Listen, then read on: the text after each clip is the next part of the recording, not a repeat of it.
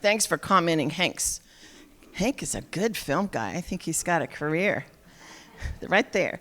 So I'm Connie McFarland. I think everybody knows that, but there are a few new people. The Challengers Education Committee is being filled with challenges this year, and we thought it would be a really good time to bring in a foundation speaker to talk about implicit bias, because we're going to be talking about some topics that we might have a bias about that we didn't even know.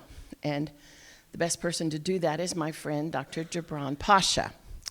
And Jabraan, full introduction last week and on the YouTube if you saw it, but Jabraan's an internal medicine doctor, and while he was at St. John, he was a faculty at OU. And he also has been speaking internationally, Paris a lot, I understand, about this topic. And he talks a lot to doctors, which he'll say is a tough topic to talk to doctors about because doctors know everything. Isn't that right, Jabraan? That's right. He's also currently the president of the American Heart Association. He has a big heart, and he's going to give us a great lesson today on part 2 of implicit bias. Dr. Jabraan Pasha. Okay, good morning. It's good to be back. Last week, Connie, she acknowledged how great the group was last week, but said the group you're going to get this week is going to be larger and rowdier. So far that's held true. So it's good to be here with you all. I hope that yeah, we can turn it down a little bit maybe, or I'll whisper. For those of you who were able to watch the video, I hope that was helpful. I think it'll provide some important context, and if you haven't yet, you can do that later this week to kind of just put the pieces together. And I left this cartoon up just as a reminder, right? We are doing some difficult things, and it is always difficult to peel the rug back when you know what lies beneath is not something that is easy to face, right? And if I'm going to be completely transparent, last week was a cakewalk compared to what we're going to talk about today, all right? But I feel like you're ready, and I feel like we've gained some trust, and I hope you know that I wouldn't steer you in the wrong direction. And so we're going to talk about some tough stuff this morning, but it's a necessary part of this whole conversation. So I thank you for being willing to do that. And just to take a couple steps back here, to review what we talked about last week quickly, I think the first thing to say is that we need to understand that this conversation about implicit bias is not and should never be about pointing fingers and passing blame. We shouldn't feel guilty or ashamed that we have biases, because we all have them. It truly is a part of the human experience. It's a part of the way that our brains work.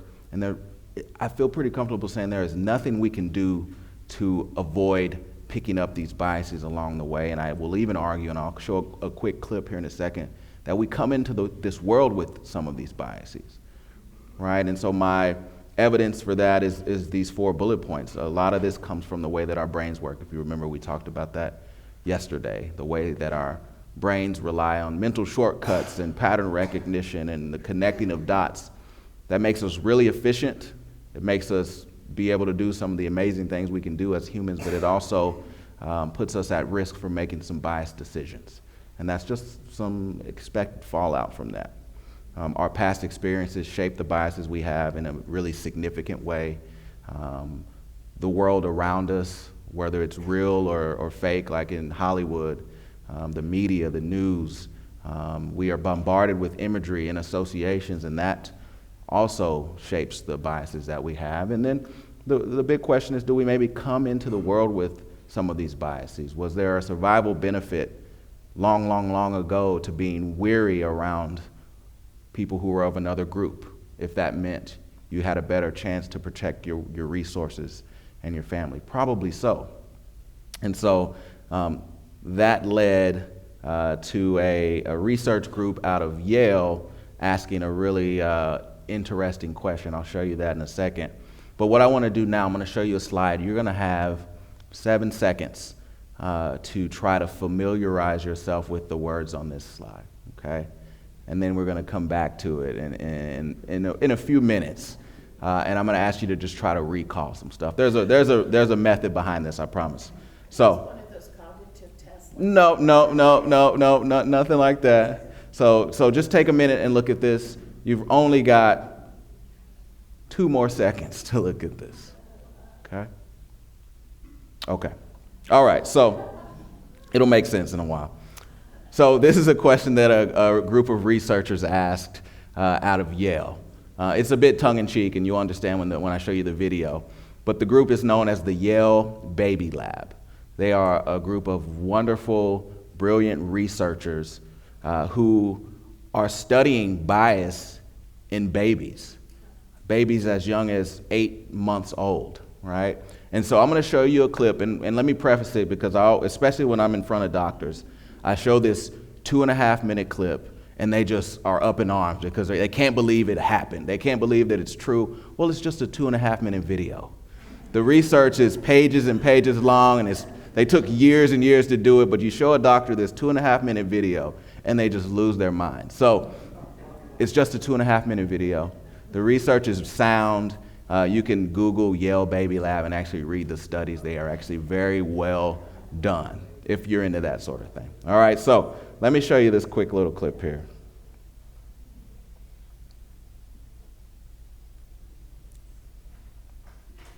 Take a look at this new series of discoveries in the Yale Baby Lab. Would you like a snack?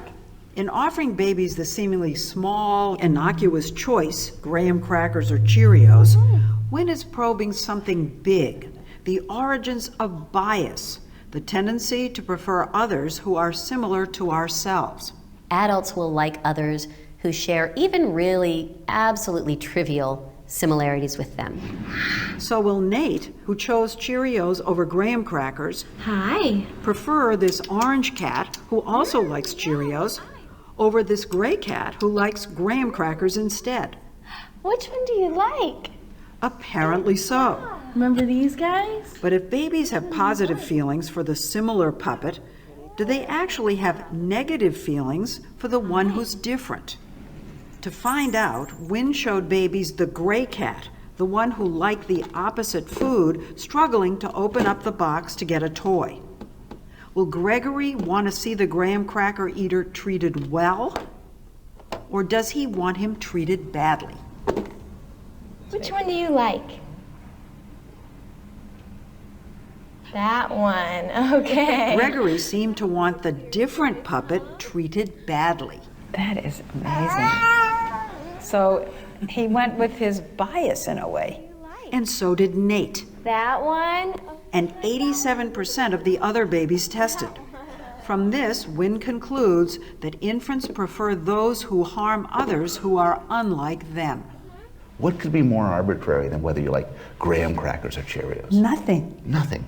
But it matters. It matters to the young baby. We are predisposed to break the world up into different human groups based on the most subtle and seemingly irrelevant cues. And that, to some extent, is the dark side of morality. We want the other to be punished. In our studies, babies seem as if they do want the other to be punished. We used to think that we're taught to hate. I think there was a song like that. This is suggesting that we're not taught to hate. We're born to hate. I think that we are built at the, to at the drop of a hat, create us and them. And that's why we're not that moral. We have an initial moral sense that is in some ways very impressive, and in some ways really depressing. That we see some of the worst biases in adults reflected in the minds and in the behaviors of young babies. But Bloom says understanding our earliest instincts can help.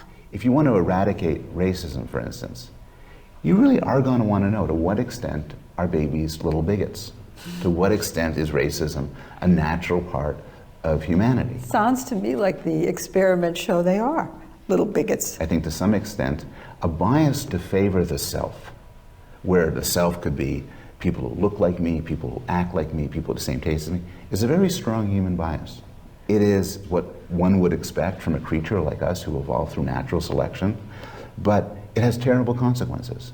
He says it makes sense that evolution would predispose us to be wary of the other for survival. And so we need society and parental nurturing to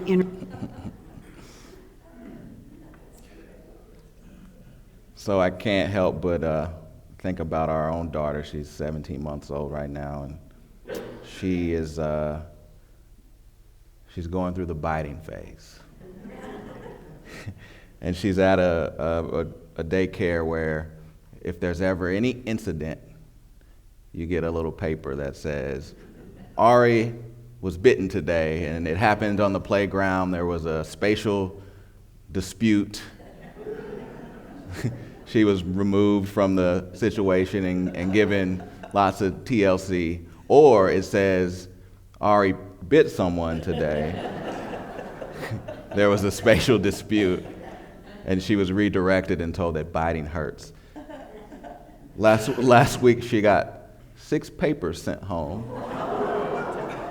And one of them were when she got bitten. So we're working through that. She's teething. So I wonder how much of that has to do with what the researchers were talking about here in this video. And I think the point to take home from this is that this group membership that we talked about, as arbitrary as it can be, whether you're a Chiefs fan or you are part of this denomination, depending on the context, it can actually impact how we treat others, whether for better or for worse, right? And so it does seem like we have these instincts, even from as early as just a few months old, as we saw with some of these children here in that video. So what I want you to think about, if we had more time and were able to break up into small groups, we would have some group discussions about this. But what this is the one, well, I'll probably ask you for some other stuff, but this is the one thing that I really want to ask of you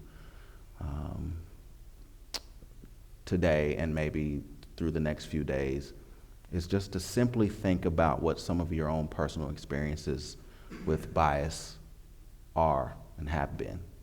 And it can be a time where you yourself were unintentionally biased towards someone, or a time where someone was unintentionally biased towards you. Think about how it made you feel, think about how the other person felt. It's a really powerful exercise to really try to remind yourself of some concrete examples of that. I think it's a really important part of this experience. And also remember, we're not talking about intentional bias. This is all unintentional, implicit examples of bias. And as I think I said last time, maybe I didn't, I will never ask you to do something that I'm not willing to do myself, okay? And so I want to share a story for me that is not an easy story to share. It's a little easier now than it used to be, but I think it's important because although I'm the person up here with some expertise in this, I'm walking the same journey that you all are. And it's important for you all to realize that. It's important for me to say that. And so I'll share a couple of stories. One is my own, and then one is someone else's story.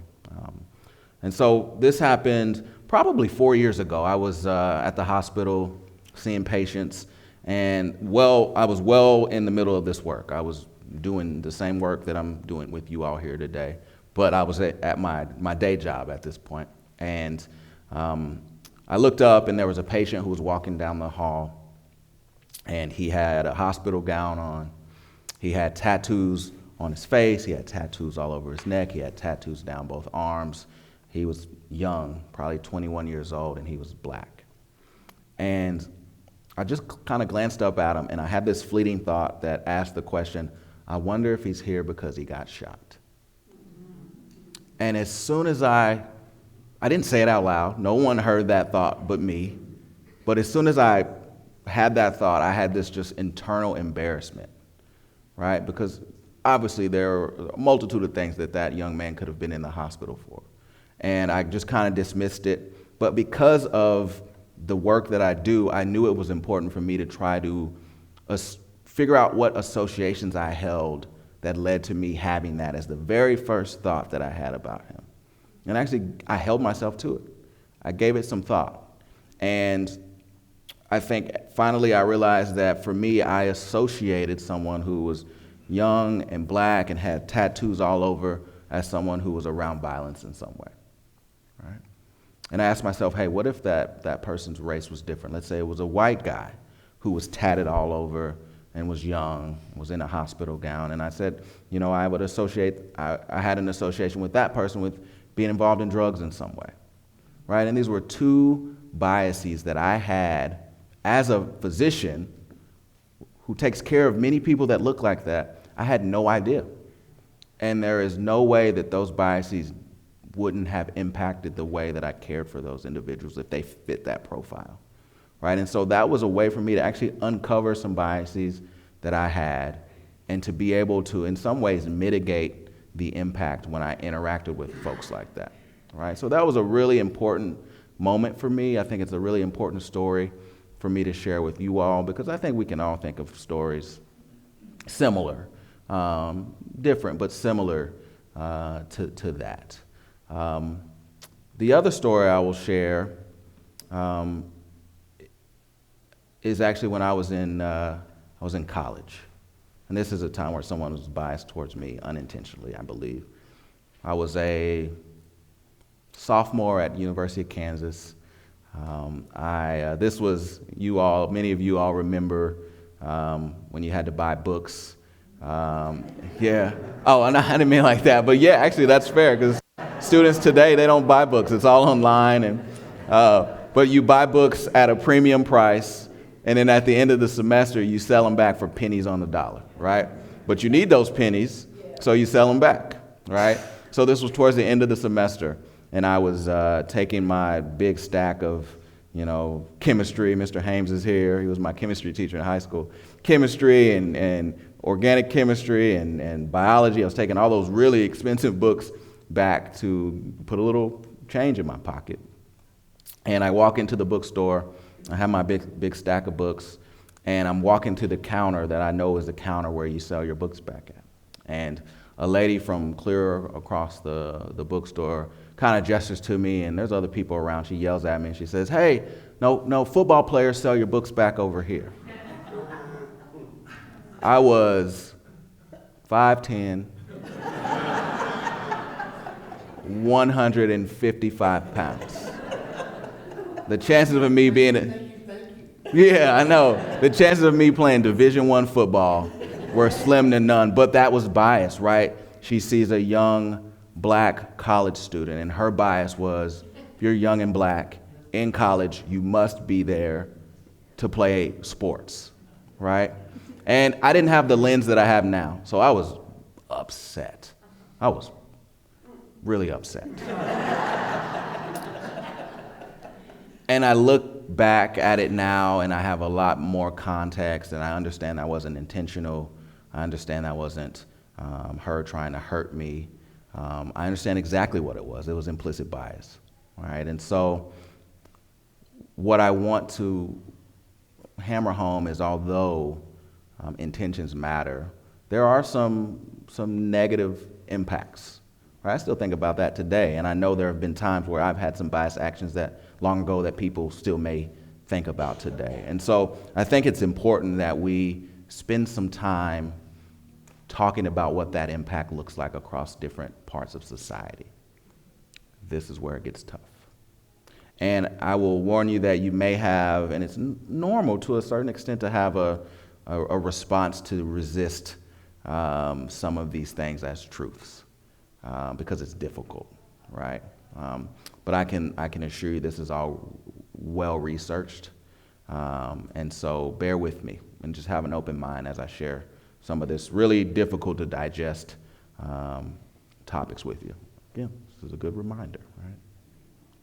Okay, so let's look at the ripple effect across certain walks of society. And the first place that I want to start is in the workplace. And we know that historically and modernly, there are certain groups that are at a disadvantage in the workplace. And what I mean by disadvantage is they have trouble achieving equal pay, they have trouble getting jobs. And that historically and today, women and people of color. Right? And we know that for Black and Latinx folks, it can be extremely hard to get jobs when you're well qualified. There's multiple studies, but one study that is just mind-blowing was a study that showed that when a white man discloses a criminal background on their resume and applies for a job, this study showed that a white man with a criminal background was actually more likely to get a call back for a job interview than a Black man without a criminal background on his resume. Right? We know that today, this is current, that women make on average, and this is across all different types of work, 80 cents on the dollar for doing the same work as men.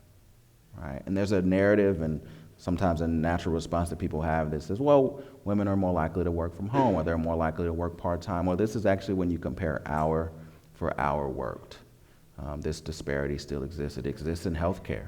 Women physicians make 80 cents on the dollar when compared to men physicians.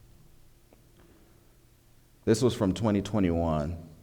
This is really interesting. So I'm sure there's more folks in this room familiar about the Fortune 500, more familiar about the Fortune 500 than I am, but I do know that there are 500 Fortune 500 companies, which means there are 500 CEOs of those companies, right? And in 2021, there were only 33 female Fortune 500 CEOs out of 500, right? Yet, there were 24 Fortune 500 CEOs named Michael.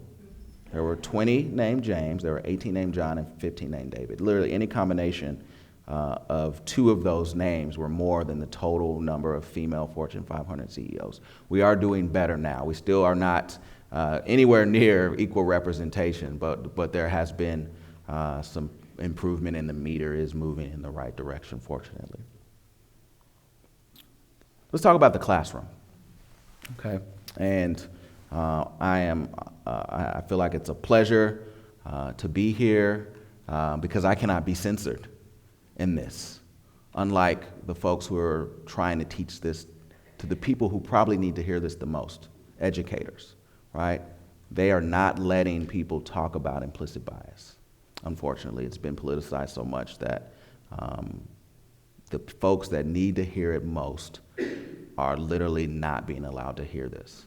And I'm going to tell you why it's so important that we find ways to make it so that our educators who are shaping young minds get to hear about implicit bias and its impact on the students of our communities, right? I think one of the landmark studies of implicit bias in education was a study that it took groups of teachers, these are educators, and they had them observe children at play. And they were asked to do a couple of things. One of those was rate the child's imaginative play on a scale of 1 to 10. If they had really strong imaginations, then they would be rated as a 10, right? That was one thing that they had to rate. And then they had to rate that child's readiness to start school. Those are the two things that they rated, right? And what the study showed, it exposed a bias. It showed that in this group of teachers, when they rated young Black children as having really high imaginative play, they rated those children as, for whatever reason, for being less ready to start school. When they rated young white children as having really high imaginative play, they rated them as being more ready to start school. We've seen that there are some wild disparities in race and discipline. 18% of preschoolers in this country during the time of this study were Black. 48% of the preschoolers suspended from school more than once were Black. They found that if the race of the teacher or the educator or the principal doesn't match the race of the child, then the discipline is harsher. So if a black teacher is having to discipline a Hispanic kid or a white kid, that discipline is harsher than if they're disciplining a black kid. If a white teacher is having to discipline a white kid, that discipline is going to be less than if they're having to discipline a kid of a different race. Right? Studies have replicated this over and over again. Teachers have been shown to grade students from migrant backgrounds more harshly than nationally born students. Boys are expelled from preschool 5 times more than girls, which you're like, well, yeah, I know boys, right? Obviously, but they actually look at when you line up the behaviors. So for the same behaviors, boys are judged in different ways than girls, and girls are judged in different ways than boys, right? One place we see this is boys, because boys tend to be little knuckleheads. I get it, but they're more likely to be graded based on their behavior than their actual performance when compared to girls. But we also know that teachers are actually more likely to interrupt women. All right, and I know this happens in adulthood because I have a wife who's a female architect like Connie, and she has so many stories about how she just gets interrupted, or she'll say something, and 2 minutes later, a man will say the exact same thing as if it's his own original idea, and everybody's like, oh, that's brilliant. All right? So this is not something that just exists in childhood. There's studies that show that girls are less likely to be called to the front of the class to demonstrate. There's studies that have shown that teachers make less eye contact with young girls than they do young boys. Right? And so we can imagine how these sorts of biases can impact disparities in education as these kids grow older. Even something as objective as a math test, studies have shown that that female students are graded more harshly in something that should be actually quite objective. Right? So criminal justice space, I would say, is probably the second highest stakes arena because they do make a good amount of life and death situations. I think it's probably only secondary to healthcare, to be honest. And so this is an area that is particularly hard to talk about. It's particularly hard to soak in, but it is that much more important to talk about because of that. Right? We have a criminal justice system that is made up of a prison population that is 40% black, while our U.S. population of blacks is 14%. A lot of that has to do with social issues and the social situations that many folks of color find themselves in, but also a lot of it has to do with just unequal treatment within the criminal justice system. A study here shows that there was a 31% incarceration rate for drug offenses for blacks. That was 19% for whites for the same offenses when you control for criminal background. Right? So just unequal treatment in the criminal justice system exists. It's very real. We know that black and brown folks are more likely to be stopped on traffic stops and more likely to be searched during traffic stops. As we talked about privilege, last time we did a little privilege exploration last time, right? I want you all to, I know who's ever been pulled over before for just like a traffic violation or anything? Yeah, almost all of us, right? Think about that and think about what was going through your minds when you got pulled over. Was it maybe, oh, I didn't do anything, this is a waste of my time, I need to get back on the road, just give me a ticket, I'll pay it, that sort of thing? Or was it, I have to be very conscious of where my hands are, right? I have to be very conscious of how I speak, I need to turn my music down, right? Because I want to make it home to my daughter or to my wife or to my husband, right? That's the reality for a lot of folks that look like me.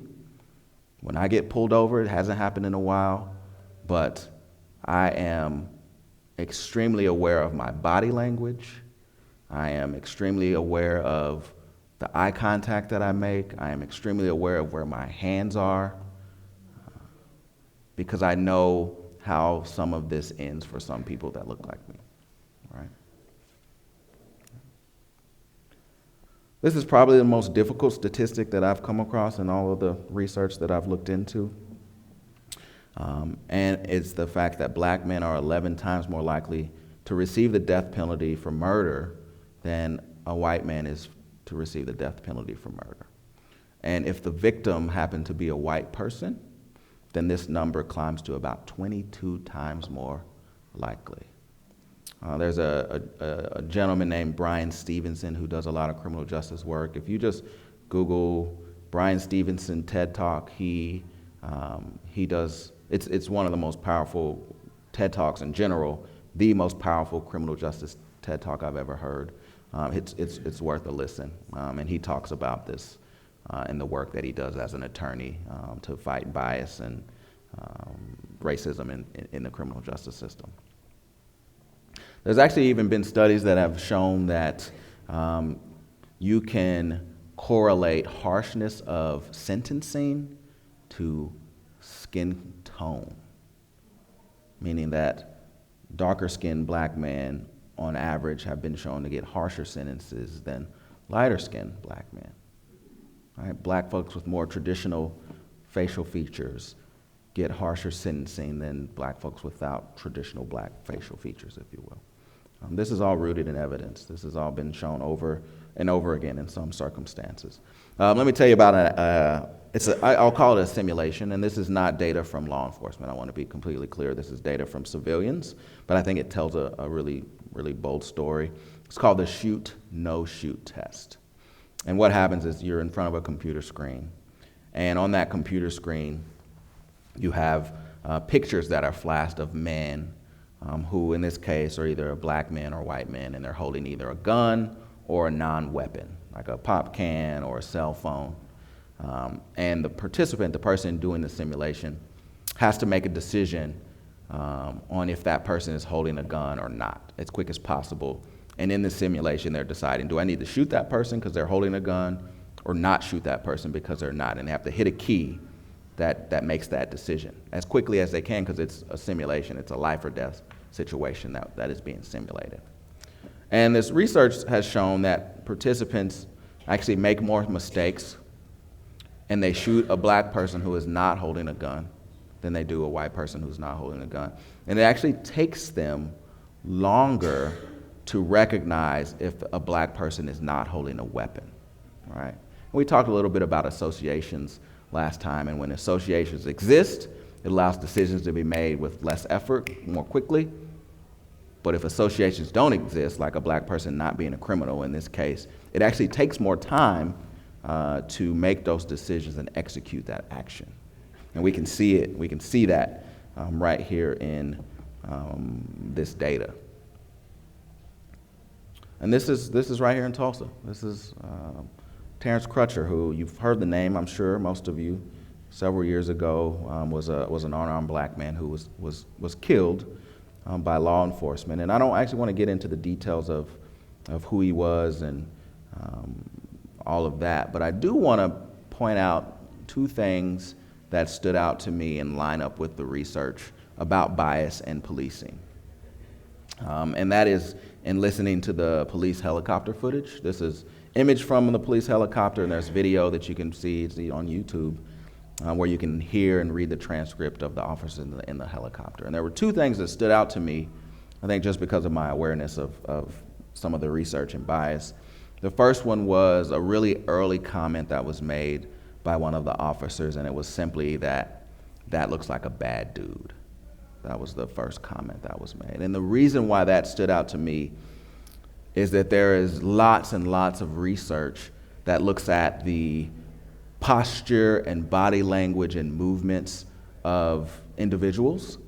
And that research actually shows that ambiguous movements and posture, meaning it could mean many different things.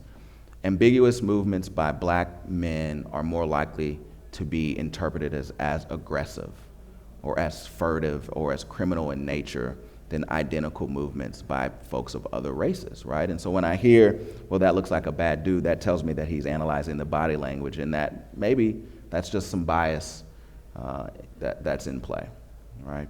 The other comment that was made that also stood out to me was the comment that said it acknowledged, at least they thought they were acknowledging, that Terrence Crutcher was a big guy.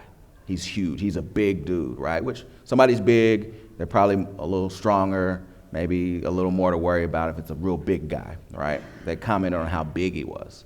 It actually turns out he was an average-sized person. And the research also shows that when people are kind of looking at a black man next to a white man of equal size and build, the black man is thought to be larger. They are actually interpreted to just be bigger, right? Like a football player, right? Yeah, exactly. And so that could also have been in play. That bias could also have been in play when those comments were made. And so I think the point of this slide and this segment is to just say that no one is removed from bias impacting their decisions. And when you are in a position where you are truly making life and death decisions, it is even more important to be aware of implicit bias and how that can impact the decisions that you make. Okay, you remember this list of words? I was ready for this. All right. So what I'm going to do, we'll just take a minute, and show of hands will be just fine. I'm going to kind of name some words, because there's words on this list that were on that first list and some words that aren't, okay? And so I'll ask you if a word was on the list, and if you think it was on the list, just raise your hand, okay? I won't call out any names, but I'll just take a quick little survey of the hands that go up, okay? So if you think that ant, A-N-T was on the list, please raise your hand. This looks like, keep them up now. Yeah, we got it, okay. Right, so 80-90% of folks have that, and that was on the list, right? So, well done. What about maple? Anybody have maple as being on that list? We got. I'm gonna look around, but we got one person, so I'll just do this so you don't know where that one person was. He's proud, I like it. So maple wasn't on the list. This is about what we see. I don't know, there's maybe 50 people in here. You'll get about that percentage of folks who had a word on the list that wasn't on the list. No problem. What about wasp? Anybody have wasp on the list? Good, about the same. 80%, 90% wasp was on the list. You guys are doing really well. What about oak? Anybody have oak on the list? You guys are doing really well. Oak wasn't on the list. This is maybe the best that I've ever seen. I'm starting to worry if this is going to play out like it usually does. Okay. All right. Let's see. Insect. Anybody have insect on the list? Hold those hands up high. Keep them up. Keep them up. Look around. Keep your hands up and look around. Okay? You all saved me. Insect was not on the list. And if you don't believe me, I'm happy to show you. Right? So, it turns out, actually this worked out better than it ever has, it turns out. All right? Honestly, it really has. So it turns out that, and why did so many people think and would have been so certain and would have probably bet the farm that insect was on the list? Yeah, I think I heard it in there. Associations, right? Insect is associated with all of the words on this list because they're all insects, right? And we talked about the power of association or mental glue. So we literally glued insect to these words because they are all associated with the word insect, okay?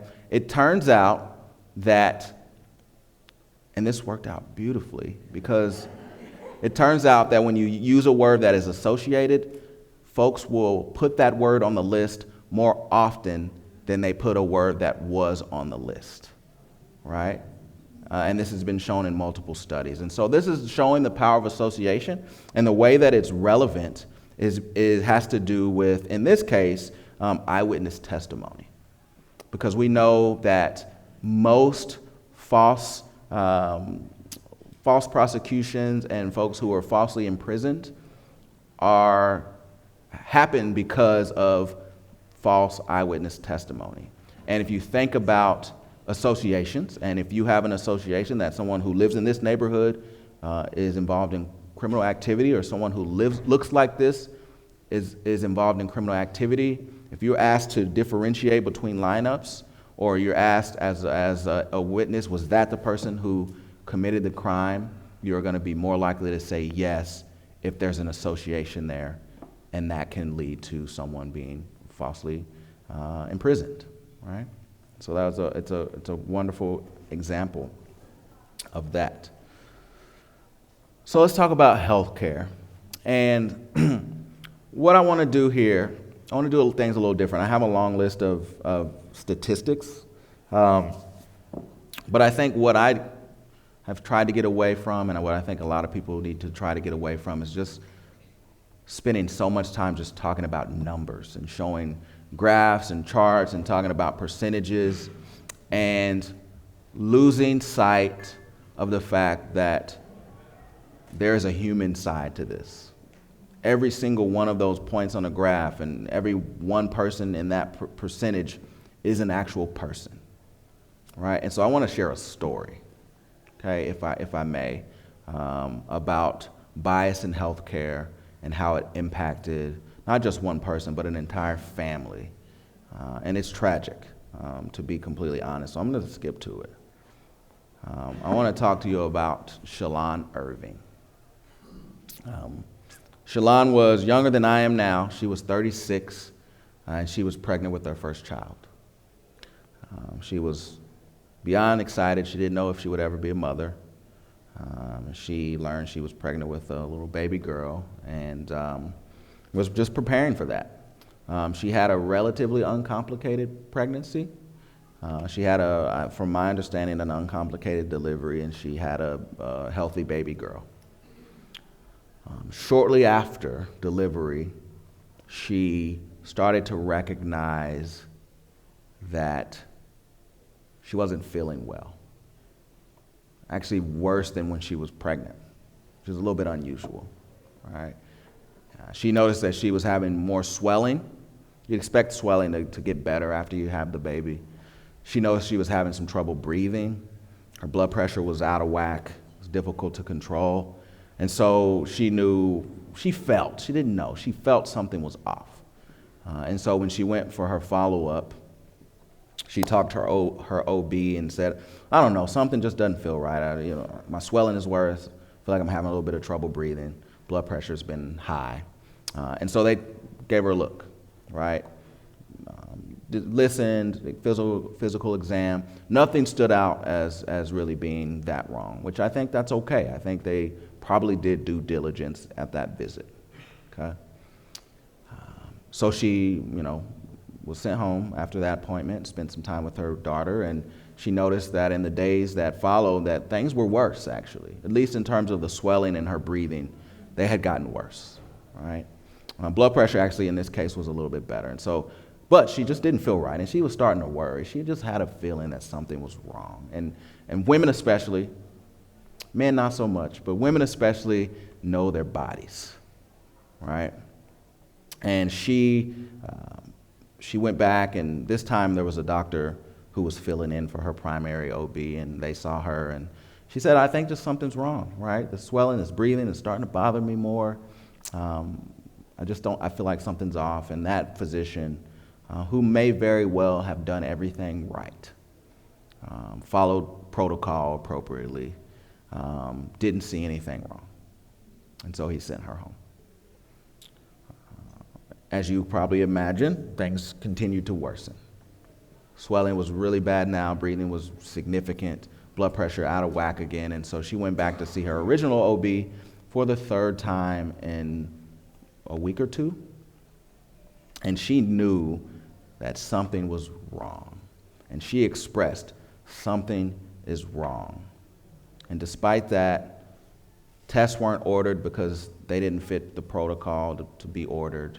They didn't fit the guidelines to be ordered. And she was sent home pleading for her doctor to do more. I think that's a fair understanding, at least as I have that understanding. Okay. 3 hours after that visit, she cardiac arrested at home.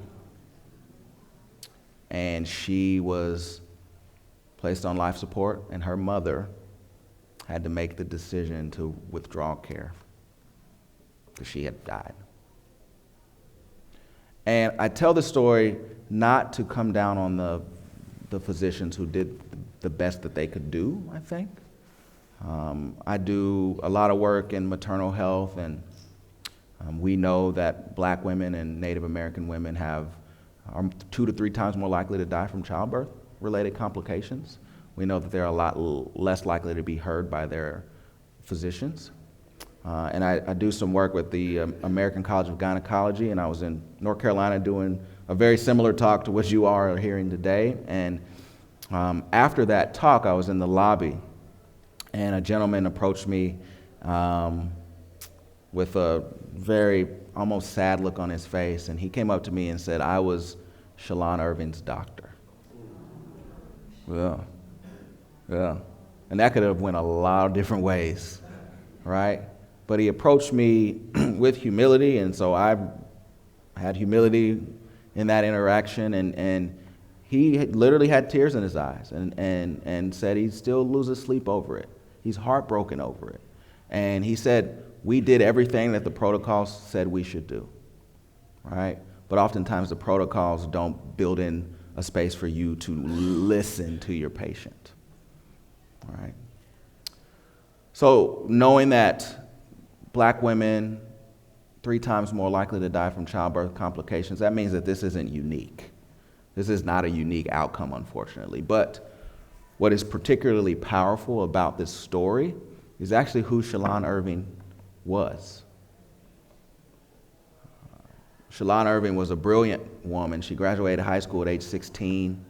She had a couple undergraduate degrees. She had a PhD in gerontology and sociology. She went back and got a master's in public health from Johns Hopkins. She was a public health officer who worked at the CDC as an expert on racial health disparities. And if she was unable to advocate enough to save her own life with all of her education and expertise and status, who stands a chance? Right? And that's why it's so important for healthcare workers like myself and healthcare institutions to do this work, so things like this happen less and less, right? And so that's the story that I think is more important than talking about the percentages and the statistics, because it humanizes this as it should. Yeah. Can we ask questions? Yeah, I thought you were saying I have 4 minutes left. No. Sorry. Yeah. All right. We have 6 minutes. Okay. All right. But were the doctors female or male, or were the doctors white? There were 2 white male doctors. 2 white male doctors. Sorry, I just need a little more data. Yeah. So this is the low point of the 2 days that we spent together, right? This is the hardest part of this, going through all of that. And I want to say, I get it, I understand, but I wouldn't leave you hanging, right? So let's leave off with some hope and talk about some of the things that we know we can do to mitigate the biases that we all have, right? So let's talk about combating biases, because it almost is like a combat, right? You have to be intentional. It is a fight in some cases to really work to mitigate the biases that we have. And so the first thing we have to do is what I always try to do is help us understand that this is not about feeling ashamed or guilty about anything. We shouldn't, right? I hope I made the case strong enough that helps us know that we're going to have biases no matter what we do. And so in knowing that, I hope you all understand that we don't have to feel ashamed or guilty about it, right? And if we can remove that barrier, I think what that does is it allows us to have these conversations a lot more easily. It's never going to be easy, but it can be easier if we're able to remove that barrier. And then that allows us to acknowledge, hey, just like everybody else, I have biases too. Just like everybody else, I have biases too. And then that allows us to maybe better recognize when we have some thoughts that or make decisions that may have been made in bias or by mistake because of our biases. It just allows us to say, hey, it was actually my bias that assumed that that young black kid was in the hospital because he got shot, right? It would allow that lady to say, it was my bias that that 155-pound black kid was a Division I football player, right? That's important. Another thing that's really helpful is exploring what I like to say, exploring awkwardness and discomfort. Asking yourself, why do I feel awkward, or why do I feel uncomfortable around that person or certain groups of people? And it may be that that person just does really awkward stuff and everybody feels uncomfortable around them, but it also may be more about you than it is them. Maybe they remind you of someone who you didn't like, whether it's somebody in real life or someone on a TV show or in a movie, right? But just trying to make sense of why you feel uncomfortable around someone can help you understand what maybe some of your biases are. Taking some time to consider the opposite, especially if you're making a really important decision or executing a really important decision. Before you execute that critical decision, give yourself some grace that you could be wrong and just build some time in to make sure you are secure in that decision. And if you do that enough, there'll be times where you do say, oh, wait a minute, maybe that was my bias. Maybe this isn't as I thought it was. Exposures to exemplars and counter stereotypes. This is just a fancy way of saying broadening your circle with diverse people. And this is probably the number one thing that has been shown to actually reverse bias. But bias is really hard to reverse. And so most of these tips are not about reversing bias. It's about mitigating it, offsetting it. This is the one thing that actually has maybe been shown that we can actually get rid of some of our biases, and that's being around diverse people of all different backgrounds. There's an activity that I recommend folks to do, and I can send an email out to Connie, and she can pass this form around to you all. But it basically says, make a list of your 10 friends, not your family, not the folks you're married to, 10 friends, and list their names, list their age, their race, their gender, their religion, their sexuality, their ability status. The list can go on. And then just take an inventory of who you spend time with. And if everyone looks the same, it's around the same age, is the same religion, then you can probably benefit from widening your circle. All right? Blinding decision process when they're able, hiring decisions, trying to blind that as much as possible. Do we need to know age, race, gender from the beginning, or can we blind that until we actually need that information? That's been shown to lead to more equitable hiring. Reviewing undesired outcomes, I'll skip that, it's more of a healthcare thing. The diversity and inclusion, having diverse and inclusive spaces means you have diverse and inclusive thoughts and ideas. You know, you don't have the same kind of people with the same ideas and same ideals, which is generally a really good thing as it pertains to limiting the biases of folks. And this is it. If we can do 1 through 8, then this is what we're doing, right? But this is a reach that we can never actually grab, but it's worth reaching for, right? So that when we're making decisions about people, we're making decisions about them as an individual person and not being a part of a small or a larger group. So with that, and I can send these resources out as well. There's something called an implicit association test. We talked about it briefly, but this is a place where you can start to learn what some of your biases may be. Implicit.harvard.edu. I'll send out an email. This book on the left, Blind Spot, is the whole reason I'm in front of you. If I hadn't read that book 6 years ago, I'd just be working my life away in the hospital right now. So I'm thankful because of that, but also because of the perspective it has given me, and how biases are impactful and how we can better recognize the biases we have. Everyday Bias is also a good book as well. Turns out I have a podcast. I don't make any money off this podcast, so this is not a solicitation. But I would solicit you to just listen to it. If you Google Lean In with Jabraan Pasha, you'll find places where you can listen to it. And it is just me interviewing experts on difficult conversations, whether it's criminal justice or policy or health disparities. I've learned a lot, and I think the folks that have listened to it have learned a lot as well. And I'll leave you with this. This is this is a real picture of our daughter when she was just like 4 or 5 days old. Yeah, she probably had gas, but we captured And this is her just a few weeks ago. So thank you all for your time and your attention and your engagement. We've got maybe a minute or two for some questions, but I'm always available. Yeah. Yes, sir. To what extent, in your opinion, does society perpetuate certain biases? And I'll give you an example. We can have in the country a Miss Black USA contest, but we cannot have a Miss White USA contest. Mm-hmm. If we did, the outroar. Yeah, I'll answer that in two ways. My first answer is biases perpetuated by society. But we don't have a Miss White USA contest because Miss USA contest historically is Miss White USA contest, right?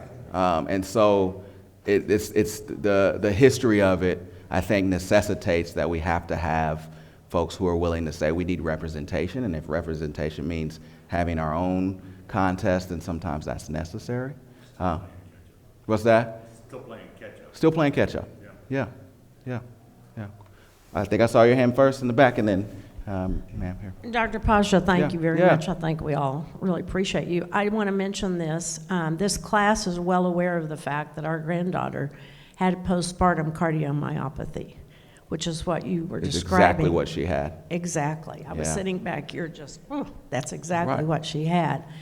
And with Chelsea, and this class has been wonderful, prayed for her and helped her, and she is recovering. Her EF was 5 to 10 when she went for a heart transplant to Integris for the list. And Dr. Bob Lynch, dear friend, helped guide us, and everyone knows that in this class. But we had wonderful care at Integris. She now has an EF of just recently 45. Wow. And no scarring on her liver. She has a healthy, beautiful little baby girl. But there was no question in some of the care decisions at the hospital that there was a racial component. She is very fair, redheaded. You'd think she's Irish. She's just real fair complected. And the partner, the father of the children, she has two, is a black man. And there were questions or comments in the hospital about the fact, because she wasn't able to nurse, they would say, well, are you going to adopt your baby out? That was one of the questions. Another one that came along, the most important one, and certainly Bob was involved with this, was the fact that she was having high blood pressure, stroke level blood pressures, still was not getting well after 6 days. And I was, of course, talking to Bob, pleading, and Bob helping, trying to help us. And the doctor that came in on a consult, Bob said, ask for a consult from Oklahoma Heart, because he's one of the founding partners of Oklahoma Heart and obviously knows everybody in that field. And he said, ask for a consult. Chelsea asked for a consult. And there was no doubt there was prejudice over the black-white relationship that was sitting in front of the doctor. And she said, there will be no consult. I can handle this. We do not need too many cooks in the kitchen. Therefore, a heart workup was not done. The next day, Bob said, tell Chelsea to be real sweet and nice and ask for a consult again. And the second day, she did not get a consult for the same reasons. She signed herself out with Bob helping us against medical advice. And saved her own But life. eventually, yes, but eventually, of course, did need a lot of very, very critical care. So that's our personal story, and this class has been so supportive and well acquainted with the story and prayed her way back to hell, and I mean back to life, and we will forever be grateful to the class. But your story is real to us. Thank you for sharing that. Yes, ma'am. Such an important topic, and you talked about physicians and educators being aware of these things that you've shared with us, and I appreciate your talk. It's great. I'm an internal medicine doctor myself. All right, fellow retired. internist. All right. Yes, and I did take offense to some of the things that you said, but I'm calm now.